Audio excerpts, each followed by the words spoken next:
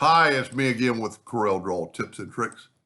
More about a little string art, but not using lines. Well, we are, but then we're going to convert them to those little ovals.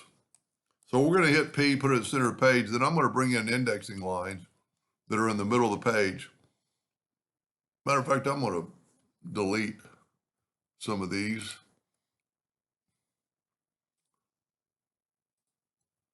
This is what we need right here. So we're going to start on the edge and go to the middle. So we're going to take a 2-point line. And I'm going to go from there. And really, I don't have a mark in the middle, but I'm just going to go and go to there. And then as you can see, we're going to go up. You know what? I need to be actually on the other side of that. I keep forgetting about that. So I'm going to go 2-point line from there to there. And then from there to there. I'm making some sort of, in a minute, it'll look like a curve. But if you haven't followed along the last couple of videos I've made on this, you just need to go to the center. And like part one, I showed how to put these lines. Now this isn't the best drawing, but it'll show this off. Now this is a group. I've got my nudge factor set on 12 inches. I'm going to nudge that over so I can group that together. Then I'm going to nudge this back. And I'm going to take my red. Not really sure. Well, see, you can see down here it's red.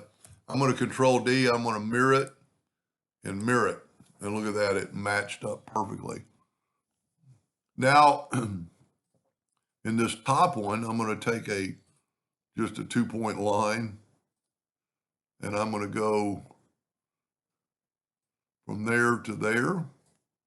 From there to there. See, I'm going, make sure you go from center to center. So this isn't the best of string arts, but it'll kind of show off what I'm trying to get to. I'm still trying to figure out how I can convert them to a circle. Now, the other one's a group, so I can be able to group this without touching the other one. And I'm going to Control D, and I'm going to mirror it twice. And I'm going to go right here and put it and make sure it snaps to those nodes. Now I can get rid of my box. That's not much to it, but if let me get rid of the indexing line. Well, matter of fact, let's just go ahead and Control G to group it, Control D to duplicate it, and mirror it over. Now our lines don't touch, and that's just because of the way I drew it, but it's kind of cool. Control G, Control D, and mirror it down. And then grab all this and go up here to, you know what, it'd be best to go to F12 because you might be able to see the lines better. I'm going to go to these dots. Let me move this out of the way so we can see it happen. And we have these. I'm going to go ahead and make them thicker.